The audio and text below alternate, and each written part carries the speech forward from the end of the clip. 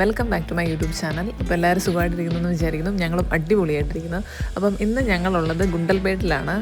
അപ്പം കാണുമ്പോൾ തന്നെ അറിയാമല്ലോ, നമ്മൾ സൂര്യകാന്തി പൂവും ചെണ്ടുമല്ലി പൂവും ഒക്കെ കാണാൻ വേണ്ടി ഗുണ്ടൽപേട്ടിൽ വന്നേക്കുവാണ്. അപ്പോൾ അറിയാമല്ലോ, എല്ലാവരുടെയും സ്റ്റാറ്റസിലും റീൽസിലും മൊത്തം ഗുണ്ടൽപേട്ട് ഇങ്ങനെ നിറഞ്ഞു നിൽക്കുവാണ്. അപ്പോൾ നമ്മൾ ഇതിനു മുമ്പ് എല്ലാ വർഷവും വരുന്നതാണെങ്കിലും പിള്ളേരെയൊക്കെ കൂട്ടിയിട്ട് വരുന്നത് ആദ്യമായിട്ടാണ്. നമ്മൾ എങ്ങനെയാണ് ഗുണ്ടൽപേട്ടിലേക്ക് വന്നത്, എവിടെയാണ് സ്റ്റേ ചെയ്തത്, അപ്പം എവിടെയൊക്കെ പോയി കാഴ്ചകൾ കണ്ടു എന്നൊക്കെയുള്ള വീഡിയോ കണ്ടിട്ട് വരാം. വായോ.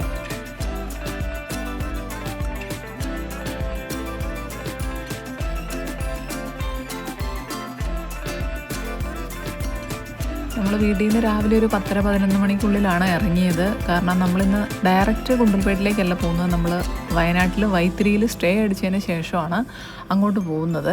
അപ്പോൾ നമുക്കവിടെ കോട്ടേജസ് ആണ് എടുത്തേക്കുന്നത് നമ്മൾ. അപ്പോൾ അവിടെ ഒരു ചെക്ക് ഇൻ ടൈം എന്ന് പറഞ്ഞാൽ 2 o'clock ഒക്കെ ആയിരുന്നു. നമ്മൾ പോകുന്നത് ഇരിട്ടി പാൽച്ചുരം കയറിയിട്ടാണ് പോകുന്നത്.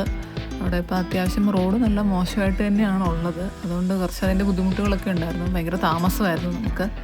പിന്നെ അവിടെ ഈ മണ്ണിടിച്ചിലും കാര്യങ്ങളൊക്കെ ഉണ്ട്. ഈ നമുക്ക് അപ്പുറത്തെ മലയ്ക്ക് ഇങ്ങനെ കാണാം മണ്ണിടിയുന്നൊക്കെ.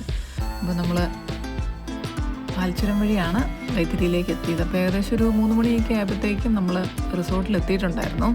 ടീ ഗാർഡൻ എന്ന് പറഞ്ഞ വൈത്തിരി ടീ ഗാർഡനാണ് നമ്മുടെ റിസോർട്ട് എന്നുള്ള ഒരു കോട്ടേജസ് ആണ്. ഒരു 3-4 ടൈപ്പ് ഓഫ് കോട്ടേജസ് ഉള്ള, അതായത് കപ്പിൾസിനുള്ളതും ഫാമിലിക്കുള്ളതും ഒക്കെ ആയിട്ടുള്ള കോട്ടേജസ് ആണ്. അപ്പം അത്യാവശ്യം നല്ലൊരു തേയിലത്തോട്ടത്തിൻ്റെ നടുക്ക് നല്ലൊരു അടിപൊളി ആംബിയൻസിലുള്ള നല്ലൊരു 3 സ്റ്റാർ ഹോട്ടൽ സെറ്റപ്പിലുള്ളൊരു കോട്ടേജസ് ആണ്. അപ്പോൾ നമ്മൾ ഫാമിലി ആയതുകൊണ്ട് ഫാമിലിക്ക് പറ്റുന്ന ഒരു കോട്ടേജാണ് എടുത്തത്. നമുക്ക് കിച്ചണും കൂടെ ഇൻക്ലൂഡഡ് ആയിട്ടുള്ള ഇതാണ് എടുത്തിട്ടുണ്ടായിരുന്നത്.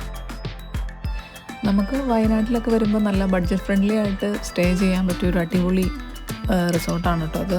ഇവിടെ ഒരു 4 ടൈപ്പിലുള്ള കോട്ടേജസ് അവൈലബിൾ ആയിട്ടുണ്ട്. ഒന്ന് ഈ ഡീലക്സ് റൂമുണ്ട്, പിന്നെ വുഡൻ കോട്ടേജ് ഉണ്ടായിരുന്നു, പിന്നെ ടീ നെസ്റ്റ് ഉണ്ടായിരുന്നു, പിന്നെ ഉള്ളത് എ ഫ്രെയിമിലുള്ള കപ്പിൾസിനൊക്കെ ഉള്ളത്. അപ്പോൾ നമ്മൾ ഈ റൂമാണ് എടുത്തിട്ടുണ്ടായിരുന്നത്. ഡീലക്സ് റൂം പ്ലസ് കിച്ചണുമായിട്ടുള്ള ഒരു റൂമായിരുന്നു. കാരണം ഫാമിലിക്കും പിള്ളേരൊക്കെ ഉള്ളതുകൊണ്ട് കുറച്ചും കൂടി ഇതായിരിക്കും നല്ലതെന്ന് അവർ പറഞ്ഞിട്ടുണ്ടായിരുന്നു. പിന്നെ നമുക്കും ഇഷ്ടപ്പെട്ടത് ഇത് തന്നെയായിരുന്നു. അപ്പോൾ നമ്മളിത് തന്നെയാണ് ചൂസ് ചെയ്തിട്ടുണ്ടായിരുന്നത്. അത്യാവശ്യം നല്ലൊരു അടിപൊളി ബഡ്ജറ്റ് ഫ്രണ്ട്ലി ആയിട്ടുള്ളൊരു റൂമാണ് നോക്കുന്നതെങ്കിൽ ഇത് നല്ലൊരു ബെസ്റ്റ് ഓപ്ഷനാണ്. പേഴ്സണലി എനിക്ക് ഭയങ്കരമായിട്ട് ഇഷ്ടപ്പെട്ടു. പിന്നെ നല്ല സീസൺ ടൈം ആയതുകൊണ്ട് അവിടെ ഉണ്ടായിരുന്ന ബാക്കി കോട്ടേജസ് എല്ലാം ഫില്ലായിരുന്നു. അതുകൊണ്ട് നമുക്കൊന്നും കയറി നോക്കാനൊന്നും പറ്റിയില്ല. പിന്നെ അവിടെ പിള്ളേർക്ക് പറ്റിയൊരു ചെറിയൊരു പ്ലേ ഏരിയ ഒക്കെ ഉണ്ട്. അത്യാവശ്യം ഒന്ന് കളിക്കാനൊക്കെ പറ്റിയ കുറച്ച് സാധനങ്ങളൊക്കെ ഉണ്ടായിരുന്നു. അപ്പോൾ ചെന്നപ്പോൾ തന്നെ പാർക്കിലേക്ക് പോകണമെന്ന് പറഞ്ഞ് ഭയങ്കര ബഹളമായിരുന്നു. അങ്ങനെ കുറച്ച് സമയം പാർക്കിലൊക്കെ കളിച്ചതിന് ശേഷമാണ് നമ്മൾ ചായ കുടിക്കാൻ പോകാമെന്നൊക്കെ വിചാരിച്ച് പോയത് തന്നെ. പിന്നെ ഊഞ്ഞാൽ കണ്ടപ്പോൾ പിന്നെ ഊഞ്ഞാൽ കയറിയിരുന്ന് ആടണം, അങ്ങനത്തെ പരിപാടികളൊക്കെ ആയിരുന്നു. യസൂനാണെങ്കിൽ ഇത് ഒന്ന് നന്നായി ബോധിച്ചു പോയതുകൊണ്ട് അവിടുന്ന് ഇറക്കാൻ കുറച്ച് പാടുപെട്ടു. തൊമ്മുവിന് കയറി ഇരുന്ന് കളിക്കാനൊന്നും വലിയ താല്പര്യമില്ല. യസുവിനെ കളിപ്പിക്കാനുള്ള തിരക്കിലൊക്കെ ആയിരുന്നു. പിന്നെ ഒത്തിരി നേരം പറഞ്ഞാണ് അവിടുന്ന് ഞങ്ങൾ പിടിച്ചു കൊണ്ടുവന്നത് തന്നെ. അപ്പോഴത്തേക്കും അത്യാവശ്യം നല്ല ഇരുട്ടായിട്ടുണ്ടായിരുന്നു. ഇതിൻ്റെ താഴ്വശത്തായിട്ട് തന്നെ ഒരു നല്ലൊരു പുഴ ഒഴുകുന്നുണ്ട് കേട്ടോ. അവിടെ അത്യാവശ്യം നമുക്ക് വേണേൽ പോയി കുളിക്കാനൊക്കെ പറ്റിയൊരു ഏരിയ ആണ്. നല്ലൊരു കാഴ്ചയാണ് അവിടെ നിന്നാൽ. അപ്പോൾ നമ്മൾ ഒത്തിരി താമസിച്ചുകൊണ്ട് പിന്നെ ഇവരെയും കൊണ്ട് പുഴയുടെ അടുത്തേക്ക് പോകണ്ടെന്ന് വിചാരിച്ച് പിന്നെ പോയില്ല. പിന്നെ ചായ കുടിക്കാൻ പോകാമെന്നൊക്കെ പറഞ്ഞിട്ടാണ് യസുവിനെയും തൊമ്മൂനെയൊക്കെ പാർക്കിൽ നിന്ന് കയറ്റി നേരെ ഞങ്ങൾ ഒരു ചായ കുടിക്കാൻ പോകാൻ വേണ്ടിയൊക്കെ തുടങ്ങുമായിരുന്നു. നമുക്ക് ബ്രേക്ക്ഫാസ്റ്റ് മാത്രമേ കോംപ്ലിമെൻ്ററി ആയിട്ടുണ്ടായിരുന്നുള്ളൂ. അപ്പോൾ നമ്മൾ പാർക്കിലൊക്കെ കളിച്ചിട്ട് ഇപ്പോൾ നേരെ ചായ കുടിക്കാൻ പോവാണ്. അതിൻ്റെ ഇടയ്ക്ക് നമ്മൾ കുറച്ച് വീഡിയോസും ഫോട്ടോസൊക്കെ എടുത്തിട്ടുണ്ടായിരുന്നു. ഈ കാണുന്ന ഞാൻ സൂം ചെയ്ത് അവിടെ കേട്ടോ പുഴയുള്ളത്. അത്യാവശ്യം വലിയ പുഴയാണ്.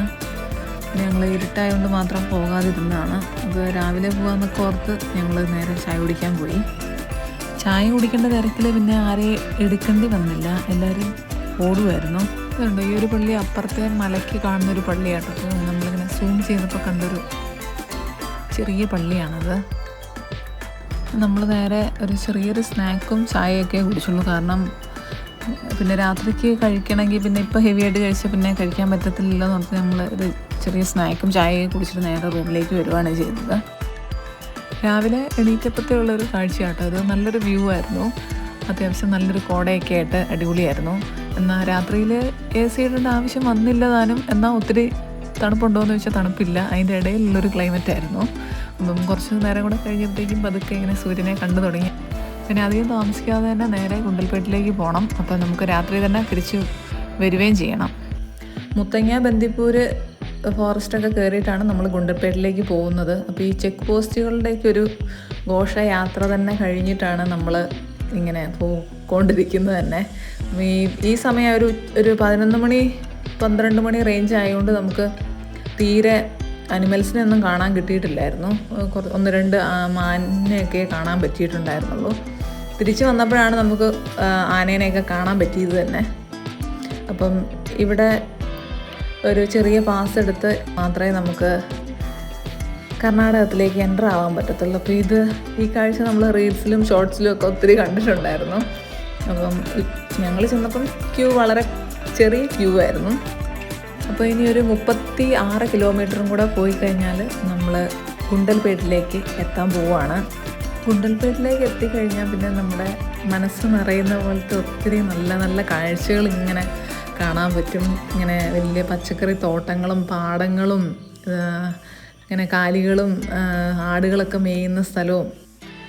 നമ്മൾ ഗുണ്ടൽപേട്ടിലേക്ക് കയറി കഴിഞ്ഞാൽ പിന്നെ റോഡിൻ്റെ 2 സൈഡിലും ഇങ്ങനെ ഈ പരവതാനിയൊക്കെ വിരിച്ച കളറുകൾ നമ്മൾ കാണുന്നില്ല, പല കളറുകൾ ഇങ്ങനെ മഞ്ഞ, ഓറഞ്ച്, അതുപോലെയാണ് സൂര്യകാന്തിയും ചെണ്ടുമല്ലിയും വാടാമല്ലിയൊക്കെ ഇങ്ങനെ നിറഞ്ഞു നിൽക്കുന്നത്. ഇത് കാണുമ്പോൾ ഒരു സന്തോഷം നമുക്കത് പറഞ്ഞറിയിക്കാൻ പറ്റില്ല. നമ്മുടെ കണ്ണുകൊണ്ട് കാണുമ്പോൾ നമുക്കൊരു കിട്ടുന്നൊരു ഹാപ്പിനെസ് ഉണ്ട്, അത് അടിപൊളിയാണ്.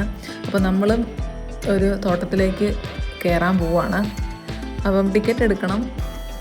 ഒരാൾക്ക് 20 രൂപയായിരുന്നു തോന്നുന്നത്. ഈ അമ്മച്ചിയുടെ അടുത്തുനിന്ന് ടിക്കറ്റൊക്കെ എടുത്ത് നമ്മൾ കയറിയിട്ടുണ്ടായിരുന്നു.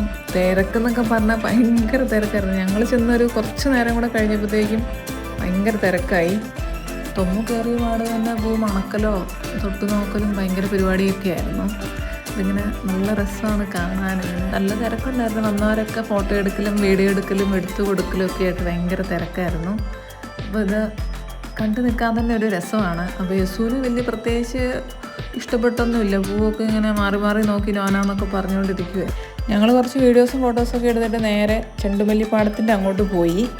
ഇത് നമ്മൾ സൂര്യകാന്തി കണ്ട സൈഡിലല്ല, അതിൻ്റെ കുറച്ച് ഇപ്പുറത്ത് മാറിയിട്ടുള്ളൊരു പാടമായിരുന്നു. അവിടെ ചെന്നപ്പോൾ തന്നെ ഒരു പേരയ്ക്ക ചേട്ടനെ കണ്ടു. അപ്പോൾ തൊമ്മൂന് അപ്പം തന്നെ പേരയ്ക്ക വേണം. അപ്പം ഇതുണ്ട്, ചെണ്ടുമല്ലി കാണാൻ പോകുന്ന ആൾക്കാരുടെ തിരക്കെന്ന് പറഞ്ഞാൽ ഭയങ്കര തിരക്കായിരുന്നു. കൊണ്ട് ലൈനായിട്ട് ആൾക്കാർ പോകുന്നുണ്ട്.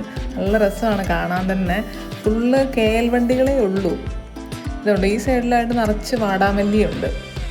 വാടാമല്ലിത്തോട്ടം കാണാൻ നല്ല രസമാണ്. പക്ഷേ ചെണ്ടുമല്ലീനെ അതിനെ അപേക്ഷിച്ചിട്ട് വാടാമല്ലി വളരെ കുറവാട്ടോ. ഇങ്ങനെ ചെറിയ ചെറിയ സ്പോട്ടുകളിലൊക്കെ ഉള്ളൂ. അങ്ങനെ പേരയ്ക്കയൊക്കെ മുറിച്ച് മേടിച്ചിട്ട് ഞങ്ങൾ ടിക്കറ്റൊക്കെ എടുത്ത്, ഇവിടെ 20 രൂപ ടിക്കറ്റ് എടുക്കണം ഒരാൾക്ക്. അതൊക്കെ എടുത്തിട്ട് നേരെ പാടത്തിൻ്റെ അടുത്തേക്ക് പോയി.